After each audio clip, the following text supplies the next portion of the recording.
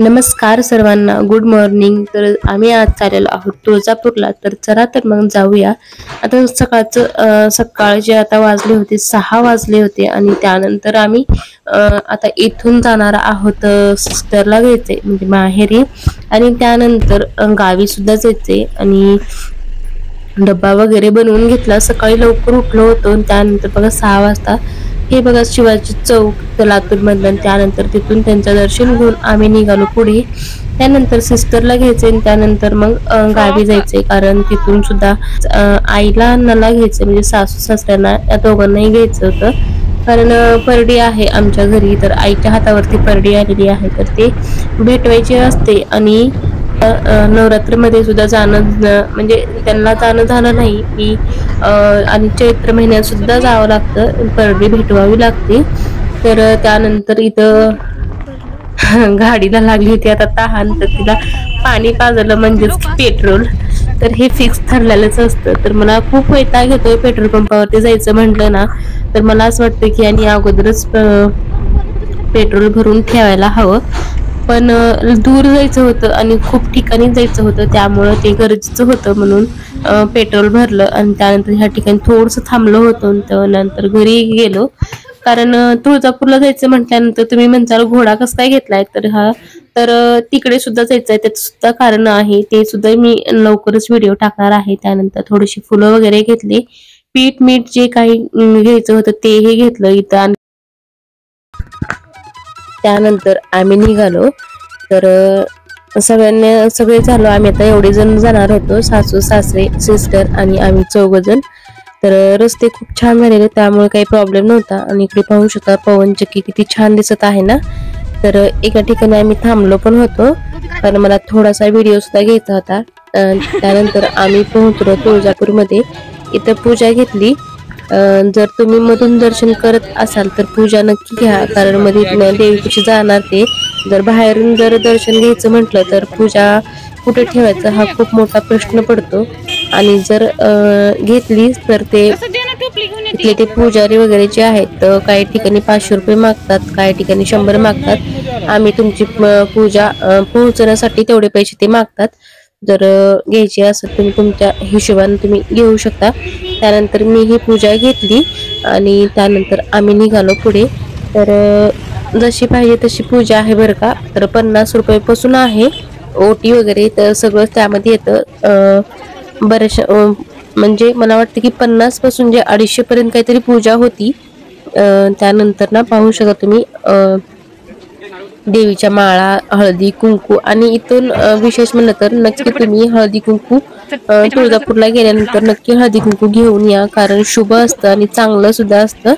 आणि त्यानंतर खूप गर्दी आहे, तर पाहू शकता तुम्ही. आणि जवळपास ना आता हा टायमिंग जर धरला तर 10चा टायमिंग होता, जास्त उशीर पण झाला नव्हता आणि जास्त लवकरही नाही. तर 10चा टायमिंग आहे, तर वाटलं होतं एवढी गर्दी राहणार नाही, पण खूप गर्दी होती अपेक्षेच्या पलीकडे. त्यानंतर इथे चेकिंग वगैरे होते, एंट्री आहे इथून, तर मेन द्वार आहे आईचं. त्यानंतर इथून एंट्री केल्यानंतरच हा मधला व्ह्यू आहे, जो की तुम्हाला समोर एकदम दिसेल. ते कल्लोळ म्हणजे आंघोळ करायचं ते ठिकाण ते कल्लोळ म्हणतात. त्या ठिकाणी समोरचा भाग कल्लोळाचा आहे आणि पलीकडून गायमुख म्हणतात. हातपाय तोंड वगैरे धुता येतं. त्यानंतर आम्ही तिकडे जाणार होतो. त्यानंतर हातपाय तोंड वगैरे धुवूनच त्याला सुद्धा लाईन होती, लाईनला उभारलो. जवळपास आम्हाला 15-20 मिनिट ह्या लाईन मध्ये गेले. आणि आंघोळ करायचं म्हटलं तिकडे तर जास्त गर्दी होती आणि कपडे वगैरे पण आम्ही घेऊन गेलो नव्हतो. तर तुम्ही खूप खूपच दूरहून वगैरे येत असाल तर आंघोळ वगैरे करून जा, कारण आमचं सतत जाणं येणं होत राहतं. त्यामुळे हातपाय तोंड धुतले. त्यानंतर आणि पुढे बरेच ठिकाणी जायचं होतं. त्यानंतर इथे हातपाय तोंड आणि तीर्थ म्हणून एक बॉटल सुद्धा भरून घेऊ शकता तुम्ही.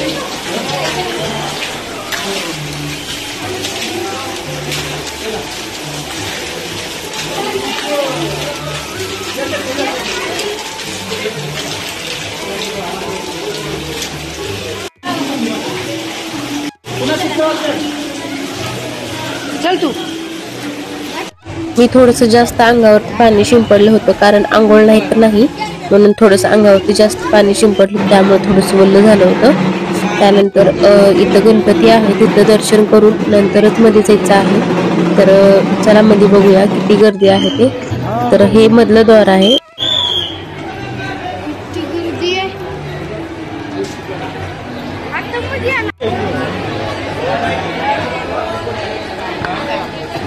खूप गर्दी होती, तर टायमिंग सुद्धा जास्त झाला नव्हता. तुम्हाला जसं सांगितले की 10 वाजले होते, तर खूप गर्दी होती. तर आम्ही इथे बाहेरून दर्शन घेतलं, कारण पुढे सुद्धा जायचं होतं आणि खूप गर्दी होती त्यामुळे. तर हे मधली लाईन वेगळीच आणि बाहेरून लाईन वेगळीच होती.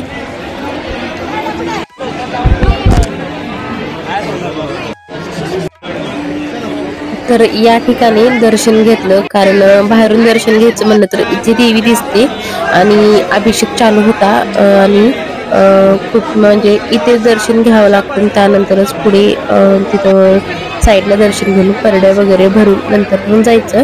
तर किती गर्दी आहे पाहू शकता तुम्ही, खूप गर्दी होती. त्यामुळेच मग दर्शन घ्यायला म्हणजे खूप जास्त वेळ जाईल म्हणूनच घेतलं नाही. त्यानंतर दर्शन वगैरे घेतलं आणि त्यानंतर आम्ही निघालो बाहेर. तर बाहेर इकडे मेन द्वारचं एकदा दर्शन घ्यायचं आणि त्यानंतर तुम्हाला जे काही घ्यायचं वगैरे खरेदी करण्याची दुकाने वगैरे भरपूर आहेत साईडला, तुम्ही दर्शन वगैरे करून त्यानंतर घेऊ शकता. तर मुलं खूप लवकर थकतात, तर हा थकून बसला पण होता. थोडंसं याला काय होतं, बाहेर आलं ना प्रवासामध्ये ह्याला प्रवासाचा जरा जास्त त्रास होतो. तसा तर मलाही होतो, पण गाडीमध्ये जास्त होतो आणि गाडीमधून बाहेर उतरले की नको वाटतं, जीव कसा व्याकुळ होतो. तर उलट्या होतात, त्यालाही उलट्या होतात आणि मला सुद्धा उलट्या होतात. गाडीमध्ये त्रास होतो जास्त, म्हणून जास्त ना गाडीचा प्रवास मी टाळतच असते. त्यानंतर या ठिकाणी बांगड्या वगैरे घेतल्या आणि 1-2 फोटो वगैरे घेतले आणि त्यानंतर आम्ही निघालो, बाहेर आलो. तर पाहू शकता हे बाहेरचं वातावरण कसं आहे. तर नंतर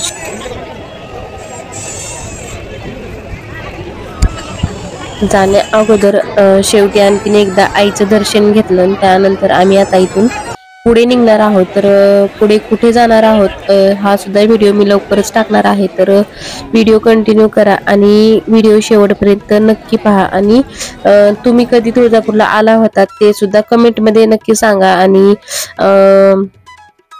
तुमच्या घरी सुद्धा परडी असेल तरी सुद्धा मला कमेंट करा. पुढचा व्हिडिओ पाहायला देखील विसरू नका आणि जर चॅनलला सबस्क्राईब केलं नसेल तर चॅनलला नक्की सबस्क्राईब करा. आणि चला भेटूया पुढच्या व्हिडिओ.